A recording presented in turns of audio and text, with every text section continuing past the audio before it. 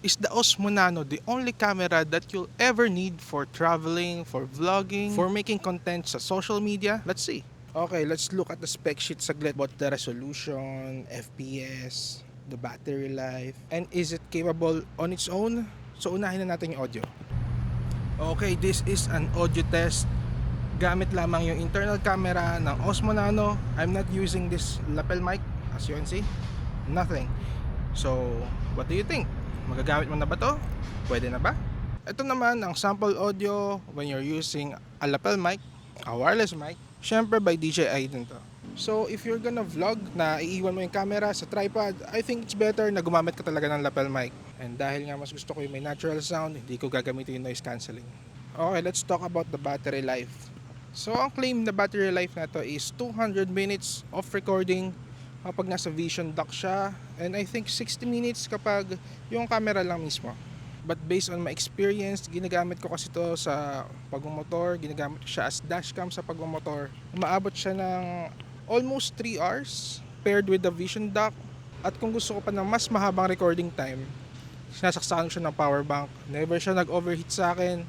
Always bring a power bank with you para naman hindi ka bitin sa pag-shoot, diba? Okay, let's move forward sa stabilization. So, ang gamit ko ngayon ay Rocksteady. Stabilize siya, medyo. Pero pag tinilt ko yan, magtitilt yung ating cam. So, this is our solution, ang horizontal correction. So, I can tilt it 15 degrees and hindi yan magtitilt. So, kung malikot ka maglakad, yung horizon mo, straight lang, naka-level siya. Pero meron pa tayong mas extreme dyan.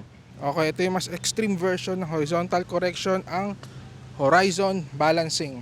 So kaya ko siyang i-tilt ng 30 degrees at hindi siya magti-tilt. So kunwari pag nagmamotor ka, naglalakad ka, nasa sasakyan siya, pag gusto mo level lagi yung horizon mo, gamitin mo to.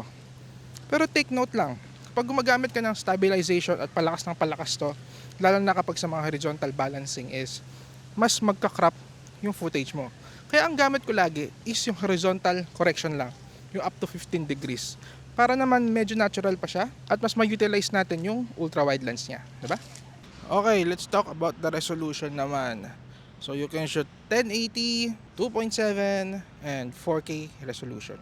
You can shoot 24 FPS, 30 FPS, 60 FPS on 4K.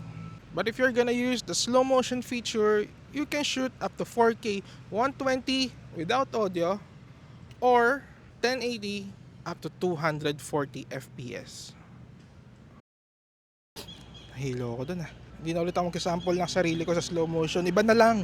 Iba na lang. Okay, it's time na para hatulan na natin ang DJI Osmo Nano. Kung kaya niya ba mag-shoot as it is sa sarili niya? The answer is yes, if you know what you're doing. At syempre, kapag alam mo ng ginagawa mo, may mga mapapansin ka na kailangan mo. Tulad ng audio solution. So kung sakali, mas magandang kumuha ka na lang ng DJI na wireless mic din. Dahil wireless connection na to, Bluetooth lang. Magdala ka din ng stand, tripod, or anything na pwede mong pagpatungan nung mounting bracket. This one. Diba? Thread lang naman yan. I think the Osmo Nano is more than capable. Basta alam mo yung ginagawa mo. Kasi maraming users dyan na bibili lang pero hindi nila inaalam kung paano gamitin. So ginagamit lang nila lahat yung mga settings na kung ano binigay ni DJI. So aralin mo yung settings. Let's see kung mapapakita ko sa inyo sa next video about the settings kasi medyo finicky siya. Pero madali lang naman. So, sa next video na ulit. Bye!